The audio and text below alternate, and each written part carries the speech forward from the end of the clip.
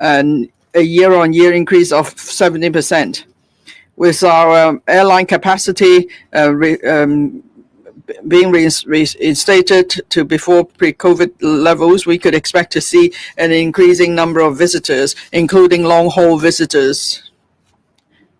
For visitors from Australia, there's a year-on-year increase of 30%. That's notable.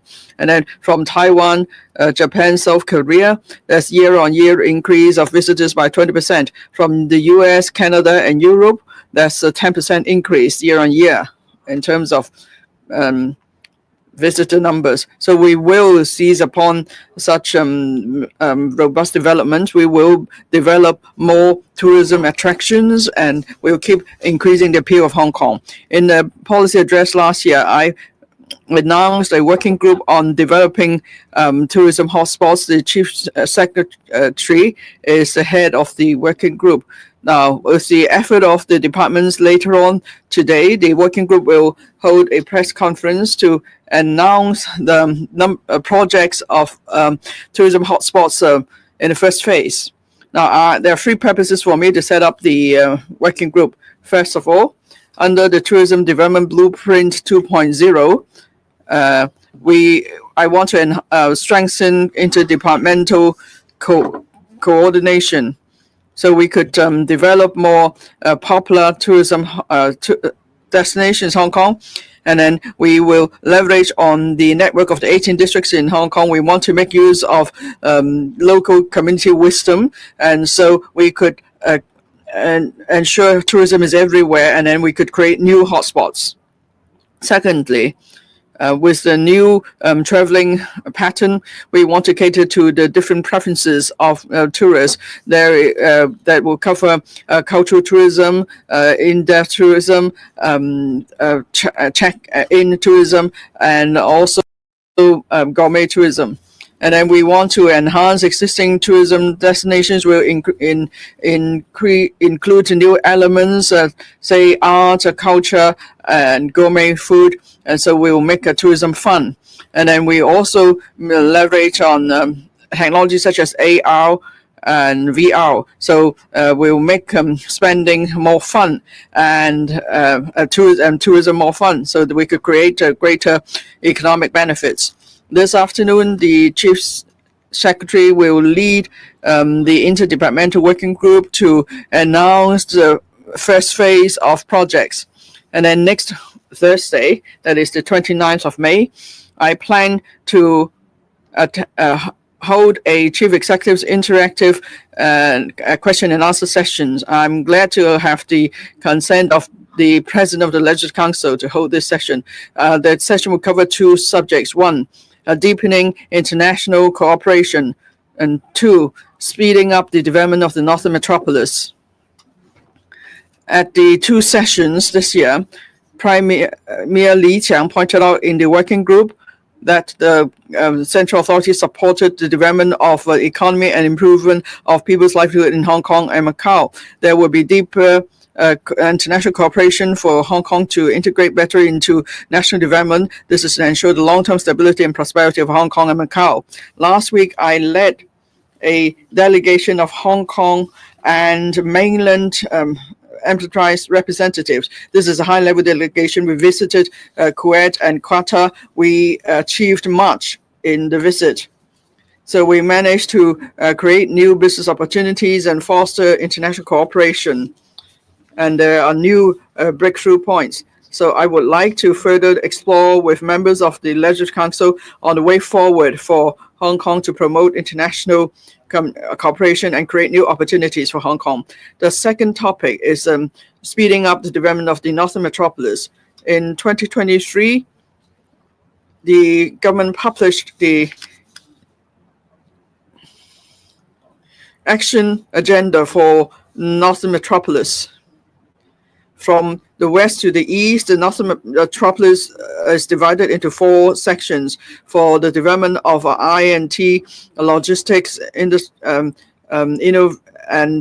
also port economy circles, and then the blue-green recreation and eco-recreation circles. So this we want to lessen the financial burden on the government. So we have 3 pilot sites in Hongshui-Q, Hachun, and the new development area, Fanling North new development area, and Santin Technopole. We will adopt a large-scale land disposal approach, a pilot approach, so that we could have better efficiency in developing Northern Metropolis.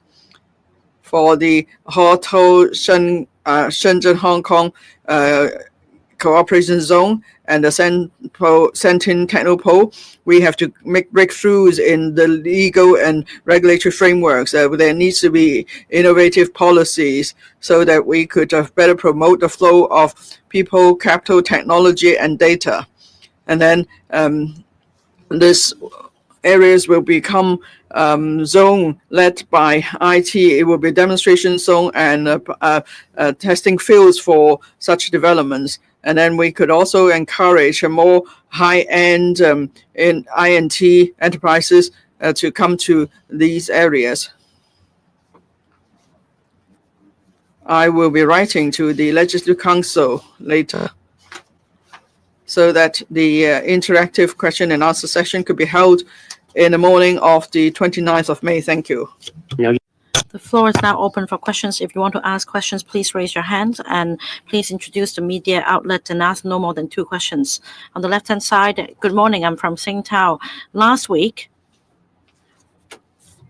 the subsidiary legislation under the Safeguarding National Security Ordinance were floated, and just within a week, the subcommittee completed scrutiny of the 2 items, and the items will be submitted to the Legislative Council. Why is there such an urgency? Even when the chief executive, you were out of town, these items were endorsed. Well, on the day, the media took some pictures and they were invited to leave the prohibited places. Is it possible for members of the public to just take a picture of these prohibited places? And a few days ago, some journalists mounted a decoy operation at the Kai Tak Sports Park, and we continue to see ticket scalping.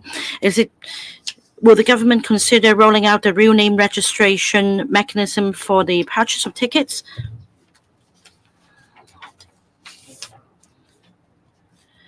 On numerous occasions, I explain that national security risks are akin to virus. These risks exist in our community, and they could service and harm us at any time. We are facing changes unseen in the century. With increasingly complex geopolitical landscape and external shocks, national security risks could happen all of a sudden. These could be substantial risks. National security legislation should be examined and passed as quickly as possible so as to enhance its certainty. The subsidiary legislation does not provide additional powers to the Office for Safeguarding National Security of the Central People's Government in Hong Kong SAR. The 2 pieces of subsidiary legislation provides greater clarity in terms of the details of the enactment so as to provide accuracy and certainty.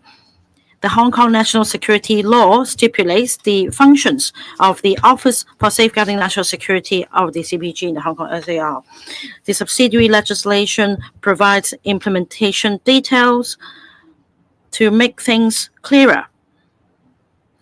By way of coordinates, the legislation sets out the area of the prohibited places, including the office. There is also signage that clearly explains to the public the areas of the prohibited places. The subsidiary legislation also provides for the assistance that a public servant must give upon direction. So it provides greater clarity. I thank the subcommittee of the Legislative Council for carefully and scrutinizing the subsidiary legislation. They spent 5 hours deliberating on the items. They also raised 150 questions and comments. I also thank my team of colleagues for explaining the subsidiary legislation in great detail and answering members' questions. This shows the constitutional duty and obligation for the legislature and the executive to fulfill the constitutional duty and safeguard national security. Now, for any member of the public passing by wishing to take a picture and check in at those places, they would in no way affect the work of the office if they do not have intention to do so. And such acts are permitted. The functions of the office will not be affected. We spell out these requirements very clearly in the legislation for the benefit of the public. So for those without ill intent who only wish to check in and take pictures for remembrance sake, then of course they are permitted. But if the acts affect the functions of the office, then of course the acts will be dealt with according to the law. Now, about the sale of VIP tickets at Kai Tak Sports Park for activities that may involve ticket scalping, the Kai Tak Sports Park attaches great importance to this matter. There are many activities and events to be held there. These activities are very popular. People scramble for tickets. So that is why we must ensure that the operations are done in accordance with the terms and conditions. And in those terms and conditions, we've stipulated that the VIP tickets are not to be resold. According to the Kai Tak Sports Park, they will handle this matter in a serious manner. They've also informed those who have hired the VIP boxes that we must not resell these tickets according to the terms and conditions. Through the Culture, Sports and Tourism Bureau, I've relayed this message to the park. They should continue to collect views and continue to enhance procedures, including the application procedures and the dissemination of information, so that the public will have a clear idea as to how they can get hold of genuine Kai Tak Sports Park tickets. Next, this gentleman, last row. 我係南華早報嘅早晨。 Questions, one on the national security subsidiary and the other on the Ocean Empire Congee shop. For the national security, I was just wondering, why does the subsidiary have to be passed within a week, even without your presence in Hong Kong? Does that give an impression that there was insufficient time for the public discussion and legislative scrutiny? Is the subsidiary legislation needed because you foresee the likeliness for Beijing's National Security Office to exercise jurisdiction here? And would you be able to reveal the establishment of the office, as in how many staff? For Ocean Empire, the shutdown with bosses leaving workers' outstanding salaries to Labour Department to handle, how do you see the trend of closures amid the poor economy? And is the trend worrying? And what's your take on some of what some see as irresponsible acts of not settling workers' pay and referring them to the government? Thank you very much.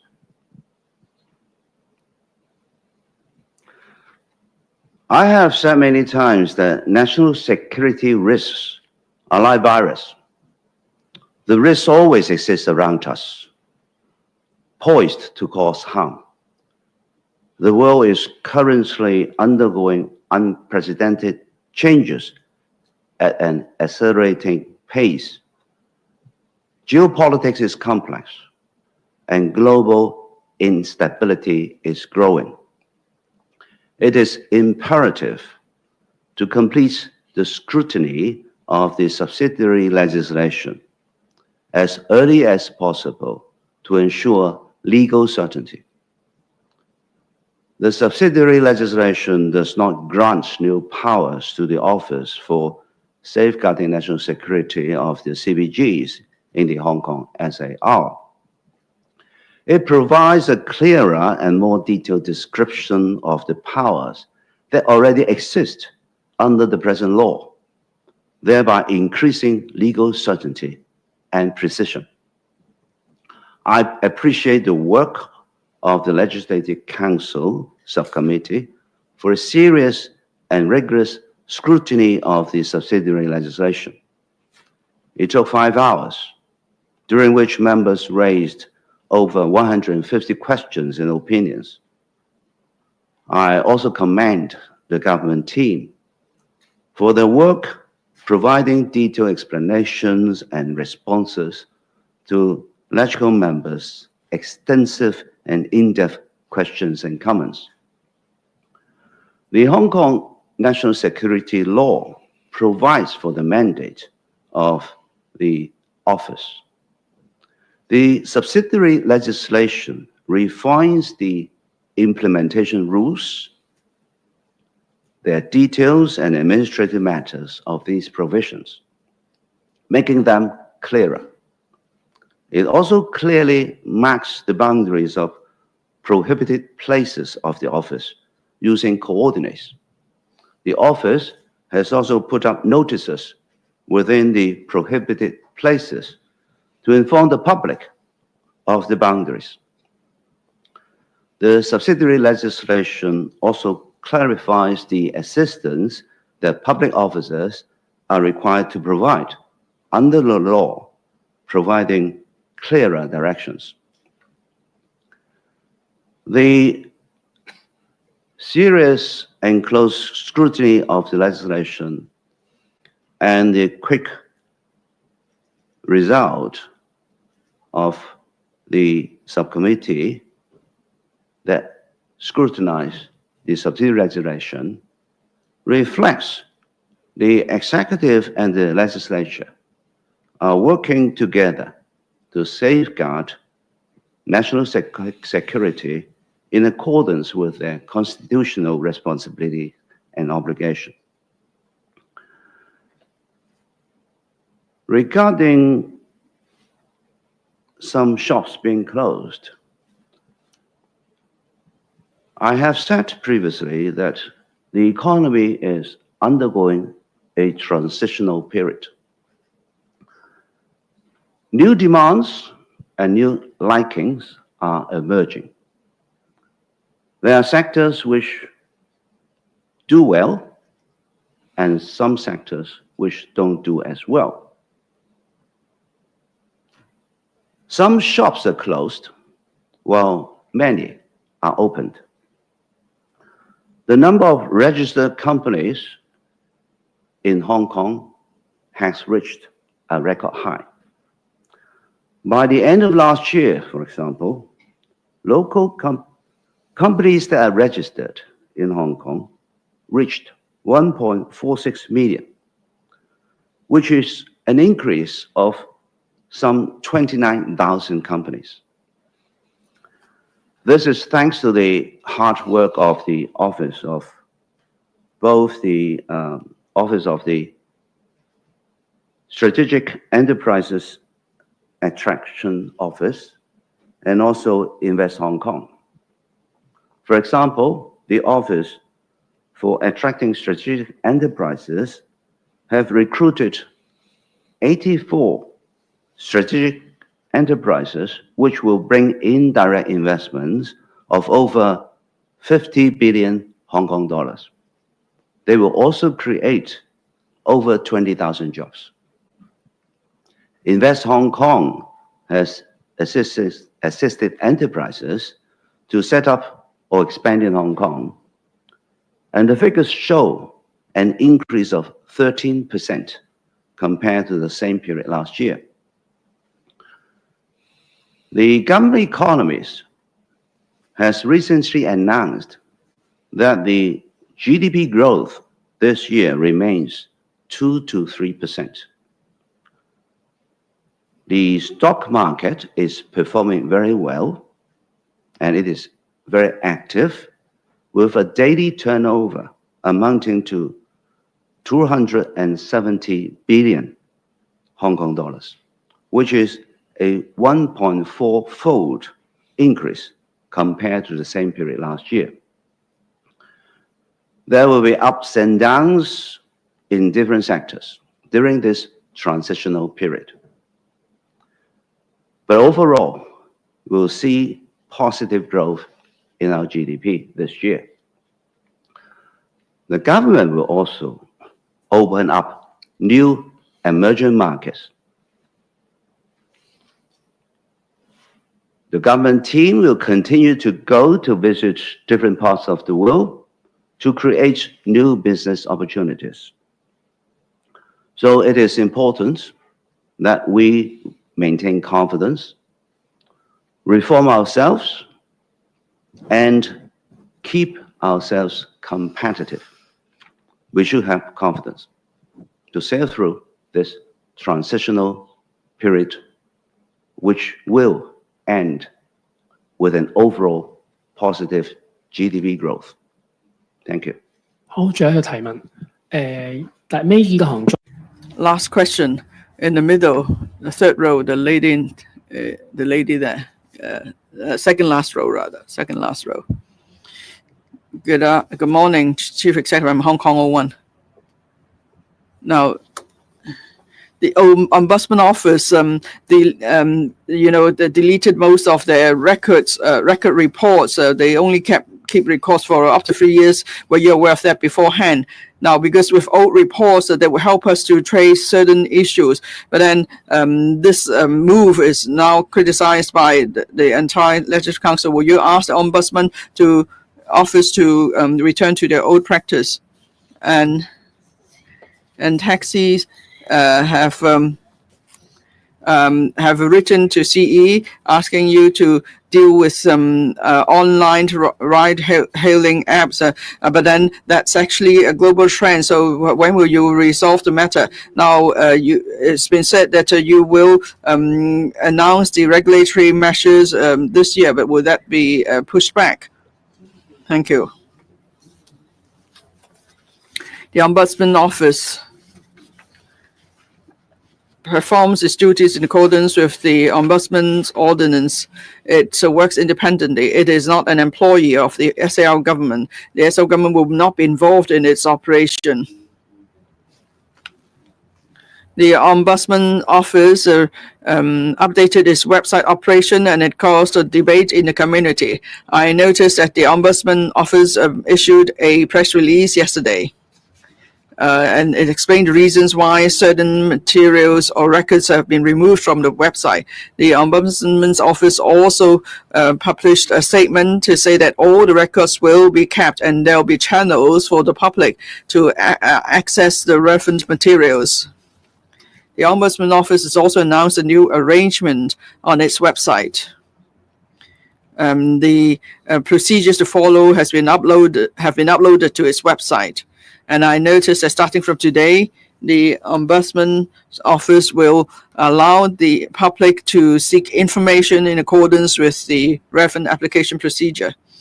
I am sure the Ombudsman Office will perform its duties properly under the relevant ordinance, and it will respond to public views accordingly. On taxi services, I'd like to stress 4 points, which is our position. 1, there has been much negative feedback on taxi services in the community. The taxi trade must take that seriously. Taxi services must be improved. The taxi fleet regime is an important part of improving taxi services. With effective taxi fleet management, that could improve the overall quality of taxi services. Now, there are some taxi fleets in their initial stage of operation. There's been positive feedback from passengers. So the taxi trade must press ahead with is establishment of taxi fleets. Now, I've seen taxi drivers with good attitude, but then there are also complaints about certain drivers. The government will act in accordance with the reference regime and laws to handle matters. The taxi drivers must also take the initiative to improve their services, and they must not stand in the way of others who want to make improvement.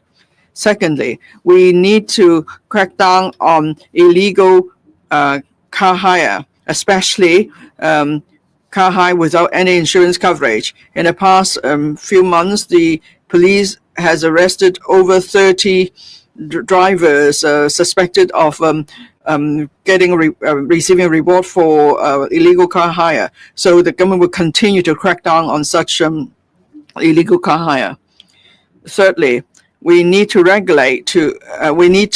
enact legislation to regulate online car hailing apps, and the platform has the duty to make sure that the drivers operate legally, and there must be the necessary insurance coverage. The Transport Department has started relevant work. It will conduct consultation and enact legislation as soon as possible. The fourth point. This term of government has the determination to address issues carried forward from many years,